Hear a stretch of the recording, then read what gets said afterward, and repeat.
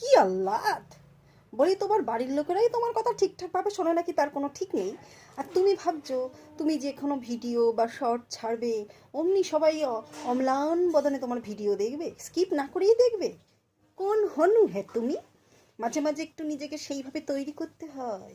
এরকম একদিকে নাইটি একদিকে শাড়ি ফেলে সাজুগুজু কোনো রকমে করে দাঁড়িয়ে পড়লেই হলো? তোমার ভিডিও দেখবে, তোমার কথা শুনবে, ব্যাং শুনবে? ঠিক মতন নিজেকে যদি তৈরি করতে না পারো, কথা বলা যদি ভঙ্গিমা না জানো, তাহলে তোমার বাড়ির লোকই যখন তোমার কথা ব্যাং শোনে না, তো এরা কেন শুনবে? এই কথাগুলো আমার ভেতরে একজন আছে, সে আমাকে মাঝে মাঝেই ঠুকে ঠুকে বলে। আমি চুপচাপ শুনি আর ভাবি তাই তো, ঠিকই তো বলেছে। কিন্তু আমি তো আমি, আমার বাড়ির লোকেরা যখন আমার কথা শোনে না, আমি তাদের কানের কাছে গিয়ে চিৎকার করে করে আমার কথাগুলো শোনাই, মানে শুনতে তারা বাধ্য, এমন কাজ করি। কিন্তু এইখানে তো সেটা সম্ভব না।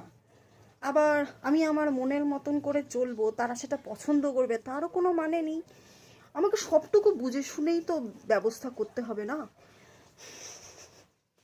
ভালো লাগলে একটা লাইক করে দেবেন, নইলে আমার ভেতরে যে আছে আমাকে আরও খুঁচিয়ে ঘা করবে।